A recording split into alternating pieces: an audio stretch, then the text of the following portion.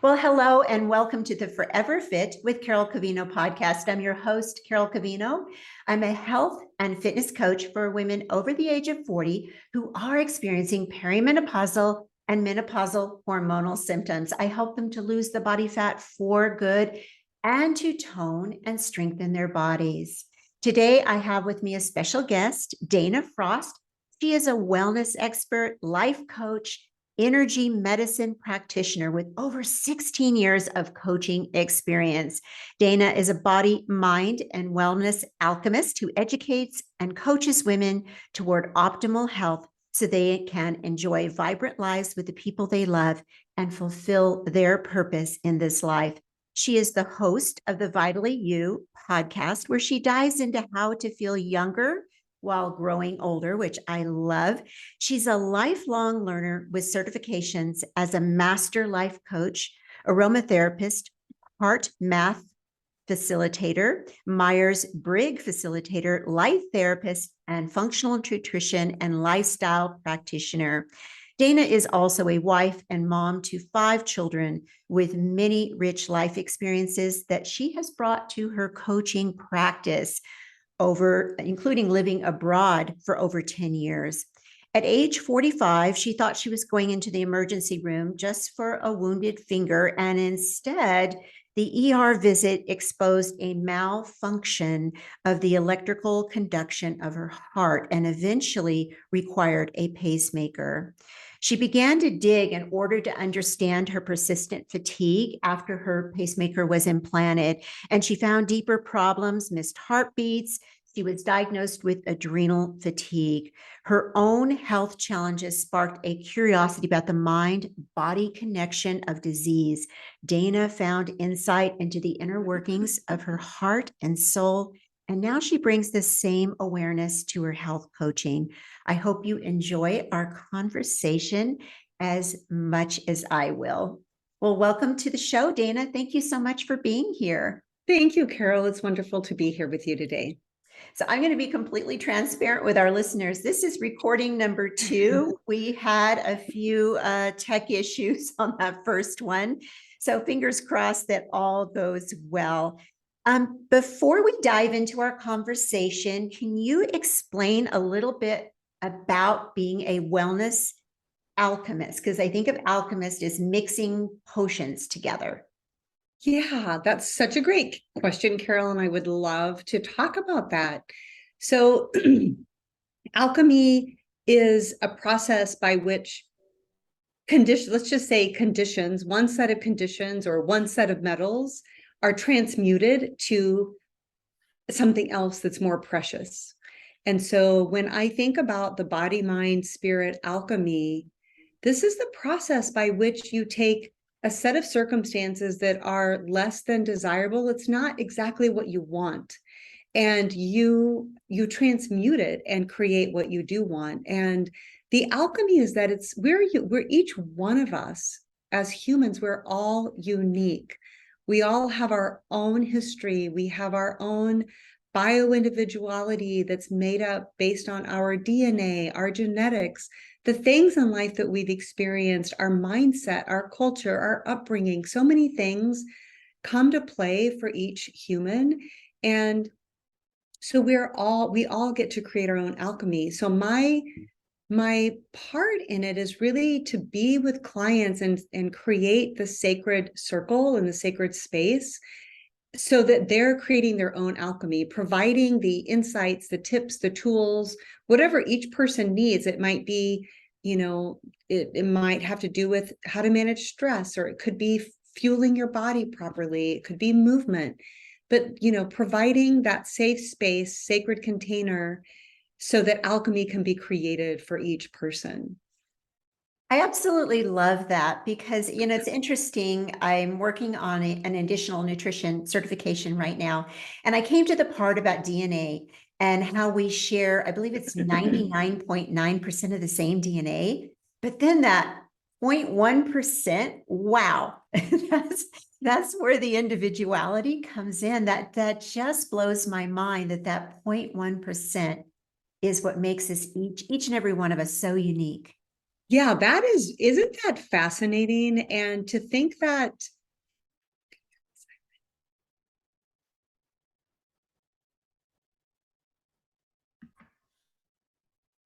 yeah, so to think that, you know, the similarities that we have more similarities, and you just said in the DNA than we have differences. But that the devil, what is that saying? The devil is in the details. Yes.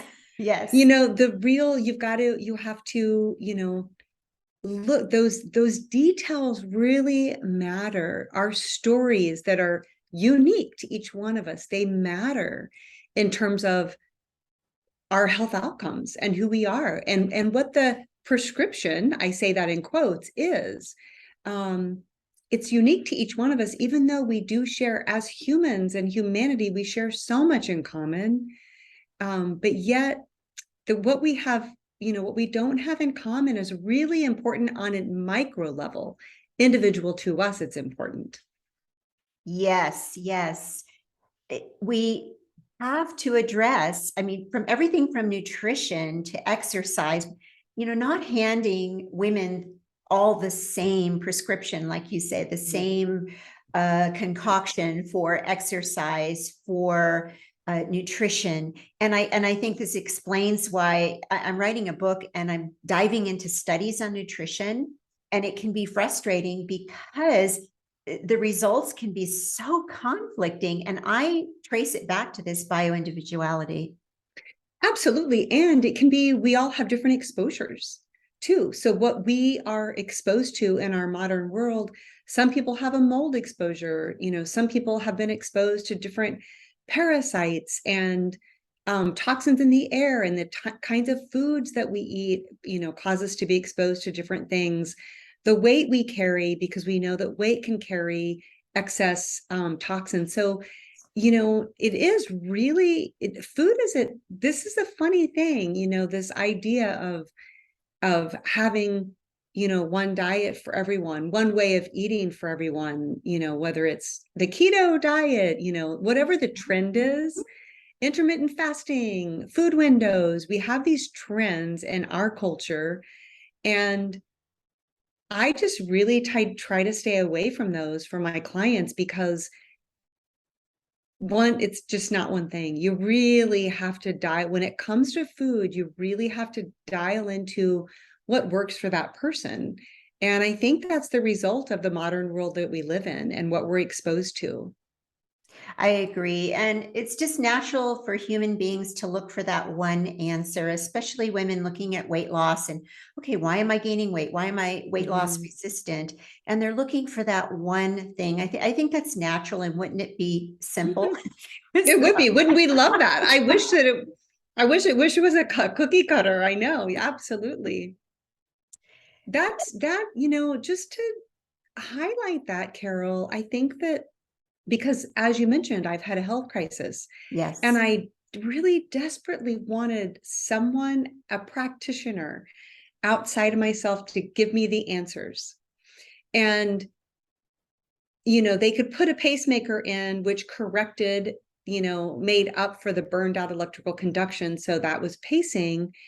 But even when I eventually found an integrative internist who was able, through lab work, to identify gut dysbiosis, H. pylori, parasites, adrenal fatigue, there was still so much that gets synthesized. This is where the alchemy comes in my mindset.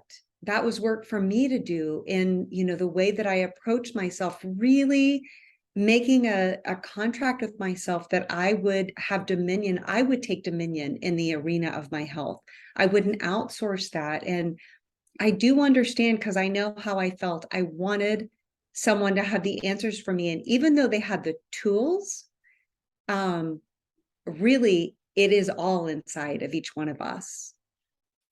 I agree. And then even just as far as implementation, because we could hand our clients the best program in the world, the perfect exercise, the perfect meal plan or nutrition protocol.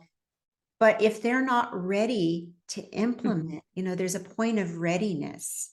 And that mindset, and if they don't see this as a possibility of success for them, I think that's an issue for people too. Maybe they've had failures in the past and they think, oh, this is just going to be another one.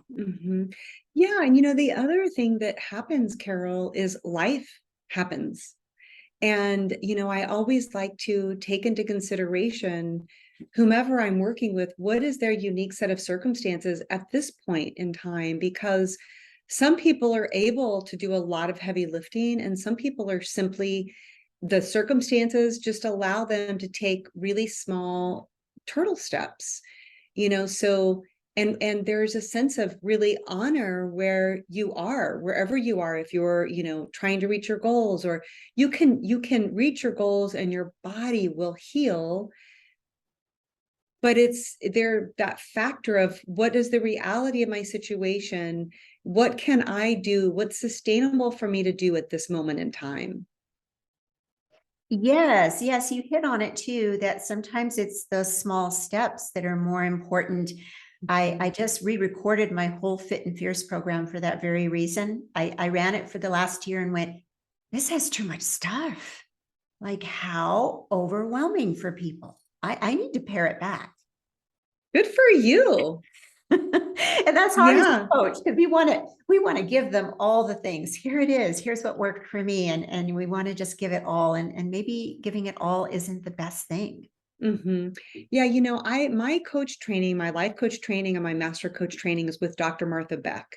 Mhm. And I love her framework that you have to break the goal down in such a tiny step, such a tiny goal. Like, you've got your big goal, but then break it down into such tiny goals that 100%, you are 100% certain that you can achieve it. Because when you do that, when it's that simple, you will have success. And then that success energetically propels you to do the next thing.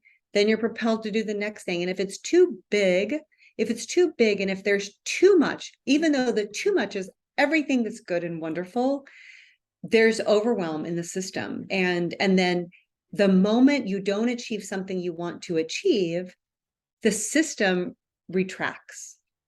Yes, and overwhelm is a big enemy in that. I think women in particular feel that way. They want to do everything the right way.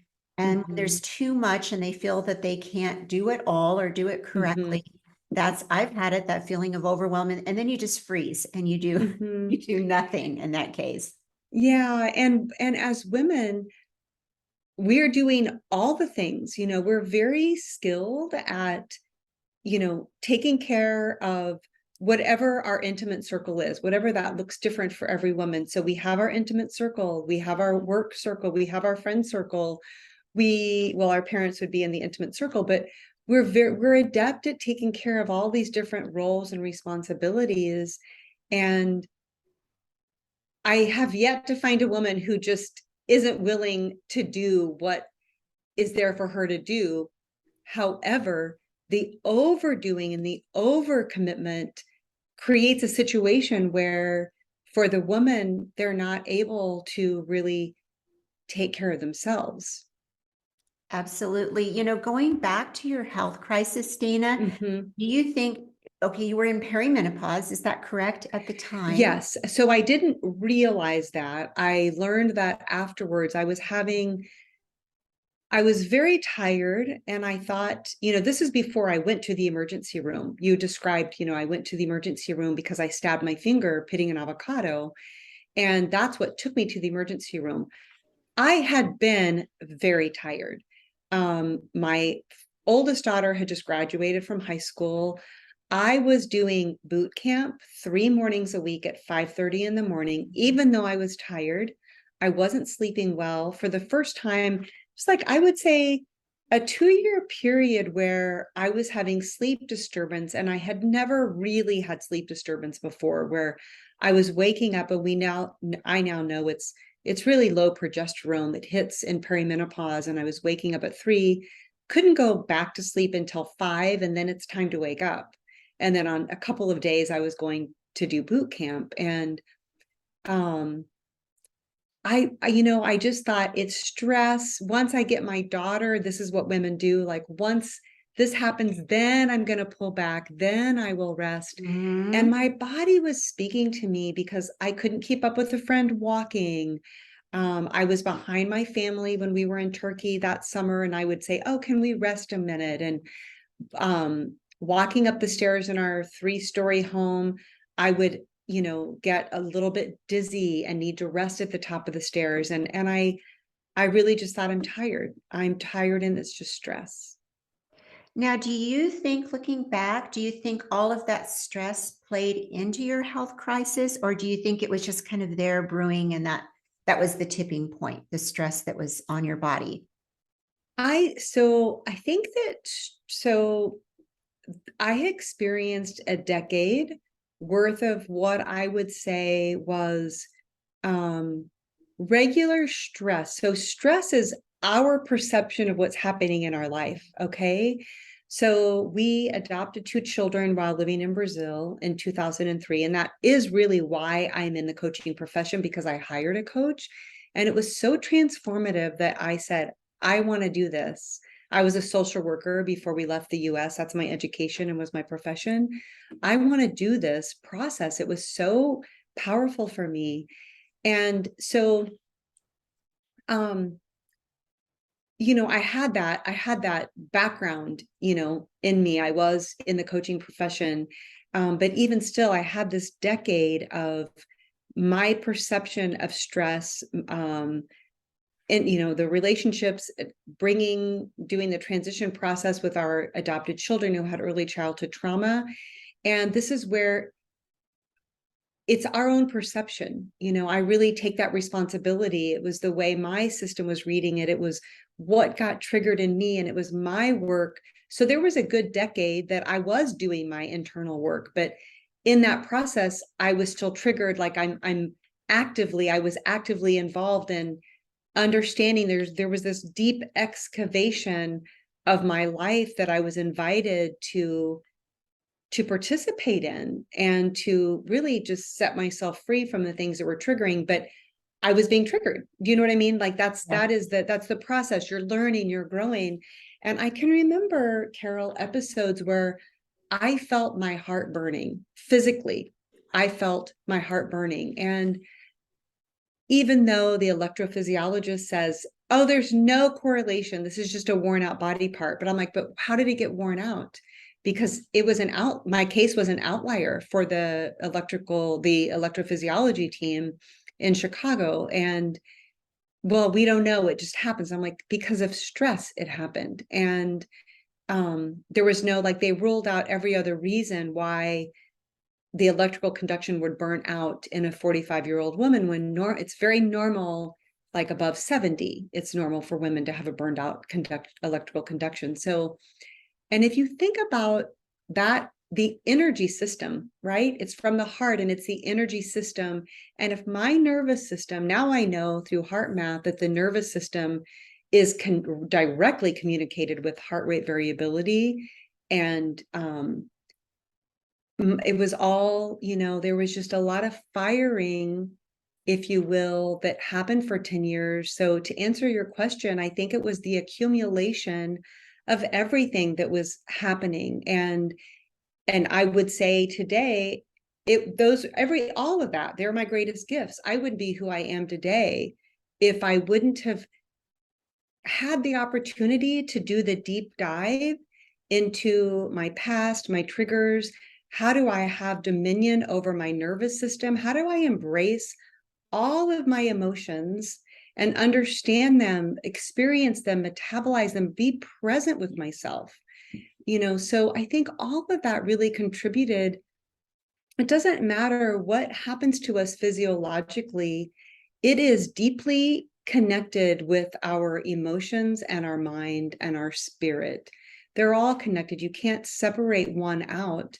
So, yeah, I mean, does that answer your question, It Carol? does. It does. And when you were talking about that integration of all our systems, that's Mhm. another thing I've been learning about in this course is, okay, you've got your digestion, you've got your endocrine, but they're all talking to each other. There's a lot of cross There were a lot of crosstalk going Mhm. on. So for instance, if gut health is not good, it's going to affect brain and cognition and just how we feel Mhm. overall and emotions. Absolutely. Yeah. And, the way that our conventional system, the model is all of that is disparate pieces, right? They're Yes. disparate. You go to these different, and that's what I did when I was trying to figure out why, after my pacemaker was implanted, I was still so deeply tired. I didn't feel any differently. I was told, oh, the pacemaker, you're going to just feel like your old self. I really didn't feel any differently. I was thankful that my heart was now pacing, and I knew that that was solved. But, I go to the endocrinologist, I go to the gynecologist, they all had different things to say that were not meaningful and not helpful, so I think that that's interesting. Other models of medicine integrate, traditional Chinese medicine integrates, Ayurvedic integrates. So of, we have a real medical mindset shift that needs to take place in our country in terms of how we look at how do we heal chronic conditions? How do we heal pain? Because it's easy to implant a pacemaker. It's easy to fix a body part. In essence, it's very different to fix these things, the majority of issues that are plaguing people today from a medical perspective. Oh, I couldn't agree more. I feel like we're right on the version or a verge, I should say, of medicine changing. So I was listening to, I don't know if you ever listened to Dr. Peter Attia's podcast, Mm. Drive, which I love. And he was talking about how we were 1.0 medicine before we understood how infections work and had antibiotics. Mhm. Then now we're into 2.0, which is that kind of triage model. Like, okay, you're in a Mhm. car accident. This is a great place to be. We're going to fix you.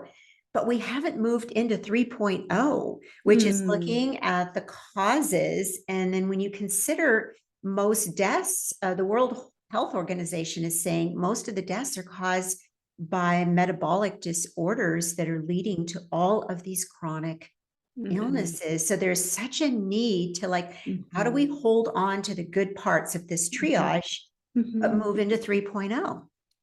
Absolutely. Absolutely. Now, you talked about heart math, and I'm going to Mhm. confess I've heard it, but I'm not sure I Mhm. understand what that is. Yeah, I love talking about heart math. I discovered heart math when I was trying to figure out and understand my heart condition and my fatigue. And I read a book by a cardiologist called When the Heart Speaks. It's either The Heart Speaks or When the Heart Speaks. It's Dr. Mimi Guarneri, Mhm. and she's a cardiologist in San Diego. And she she addressed that the heart is deeply connected with the things that happen in our life. And there is that connection. Heart health is connected to our emotional experience. And she referenced heart math. So, heart math is a research institute in California, and they have been for decades researching the correlation between heart rate variability and your nervous system and the connection with the vagus nerve, and how using their scientifically researched breathing techniques. And then they actually have several devices. Now, the one that mostly is recommended, it's called the Inner Balance. You connect it to your ear for the pulse, and it's connected to an app, and then you can see your heart rate variability changing while you're practicing their breathing techniques. And then you get that feedback. Are you coherent? It shows you with colors if you're coherent, if the heart rate variability is regular, because it's all about the regularity. And heart rate variability, the distance between the uptick and the downtick on an electrocardiogram is the greatest when you're born. And as you age, or like a healthy person, it's there's a nice variability, but Yes, it's regular variability. But when you die, you think there's a flat line. That's that's the heart rate. true. So True. um, if so, in my case, that regularity, I had bradycardia, which is my heart rate before my pacemaker when I went into the ER was 36 beats per minute, which is extraordinarily low. And it was also irregular. And so you really want that regularity with the heart rate variability. And through just simple breathing techniques, you can begin to bring coherence and regularity to your heart rate variability, which calms your nervous system, brings coherence to your nervous system. It creates this communication, clear communication between the heart and the brain. You make better decisions. It impacts blood pressure. It impacts like mood swings. It's a very powerful practice. I find that so interesting, especially how you were explaining the heart rate variability, because it's an important measure of health, and it tells us Mhm. how we're recovering, when we're sleeping, how well did we Mhm. recover from the activities of the day. Mhm. And I Mhm. know that in midlife, women can start to have a problem. It gets lower and lower. Absolutely, it does. I think that's a really important, it's important data point if you're in midlife to begin tracking and paying attention to, because of the potential health outcomes. And women, um, think about, I'm a prime example. Women ignore the issues where health are concerned because we say it's stress, and then we don't pay attention to it. And it's really important for women to take a look at their heart health when they are in midlife. Oh, I'm so glad you said that. So glad you said that. Yeah, and the other thing I wanted to point out, Carol, about heart rate variability is that because I talked about this burning in my chest, well, the emotion was rage. And the emotions, our emotions are expressed through our heart rate variability. The heart electrically reads the emotional response, and then the heart rate variability shifts based on the emotional experience. And so that's an interesting reality. And using the HeartMath breathing techniques, we can actually be with our strong emotions. To be human is to have all the emotions. There's nothing Yes. wrong with any of them, but the ones that are depleting, they will deplete the system, and eventually you'll get body breakdown, which is what happened in my case. Now, I know you're short on time today. You have a hard stop, and I want to be mindful of that. But what's come to my mind through this last part of our discussion is the breathing. Do you have a favorite, maybe that's not the word, breathing technique that you advise ladies to do? Yes, and it's HeartMath. So absolutely, I would love to share three breathing tips. Okay. So the first one is not HeartMath. It comes from Dr. Andrew Weil, and it's the 4 qualities of a healthy breath. And I ask all my clients, the first thing I learned back in 2008, it's the first thing I learned about the breath before my health crisis, that your healthy everyday breath, it comes in and out through your nose. It's deep, so it goes to your stomach, inflates your stomach. Mhm. It's slow, it's quiet, and it's regular. So the 4 qualities of a healthy breath: in and out through the nose, deep, slow, quiet, and regular. That's physically. So HeartMath is actually a visualization. So your breath is still going deep, slow, quiet, regular from a physical perspective, but energetically you visualize. The very first one is heart focused breathing, and you visualize the inhale and exhale to flow to and from the heart center, and you're tapping into the energy of that deep well of wisdom that comes from the heart. Inhale and exhale to flow to and from the heart center. You can just feel how that, I felt it. I can always just feel there's this energy shift when I say, and guide the inhale and exhale to flow to and from the heart center. That's heart focused breathing. That is a scientifically researched breathing technique from HeartMath. The other one I'll leave you with is inner ease technique, another HeartMath technique. So you visualize the inhale and exhale to flow to and from the heart center, and then you bring up in your whole system the feeling of inner ease. Feel that in your body. Inner ease, it just feels like you're letting go, you're not using your muscles. You visualize inner ease to flow with the inhale and exhale from your heart center. inner ease, the feeling of inner ease, you bring that up in your body and it's flowing to and from your heart center with on your breath. 3 very, very simple, breathing practices, breathing techniques that are so effective, Carol, at neutralizing triggers, bringing calm when we feel chaotic, bringing calm when when you think you have no time, but if you slow yourself down, you have time. Calm when you're having an interaction with someone that feels tense. So they're very, very effective at harmonizing the nervous system. You hit it on the nose when you said simple, because as you were talking, I was doing it just right here sitting, and no one would know. It was just, and I got that visual, and I could feel that. I could feel calmness. I could feel my heart. And it's so valuable to learn these techniques that you can use in the moment because of the way, especially right now at the holidays, it's like frantic. Just bring yourself back to that equilibrium. Yeah, it's so beautiful. It's so beautiful to just reconnect, no matter what you're doing, no matter what you're going through, just to simply redirect yourself back to your own essence, the power of that inhale and exhale that connects you straight into the center of your heart. It's just beautiful. I could feel it as you're talking, which is amazing. Thank you so much, Dana. I appreciate you doing this show with me twice. It's been a pleasure, Carol. It's lovely to talk to you. You too. It gave me an excuse to chat with you again. You just gave so much to the listeners, and I appreciate that, because right now, of all times, like I said, the way our world is, the holidays, all of it together, I do think women need these tools. It's not enough to just say, oh, go get a pedicure or practice self-care. Like, it needs to be in the moment.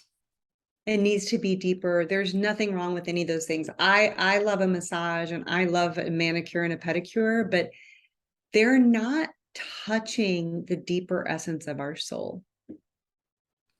Yes, so good. Well, thank you again, Dana. As we wrap up, can you tell our listeners how they can get in touch with you and connect with you? Absolutely, yes. So my website is dana@danafrost.com. And you will find a place to insert your email. If you want to stay in touch with me, the very best way, I send an email just once a week on Tuesday morning. That would be the best way. And with that, you get my tips for daily vitality. It's an ebook. I'm also active on Instagram, Dana Frost. Vitally You is my podcast. So those are the best ways. Wonderful. We will put all of this in the show notes along with the free gift for the listeners. Okay. Thank you, Carol. It's been wonderful to be here. Thank you so much, Dana. To our listeners, wherever you are in the world, we wish you every blessing. Bye for now.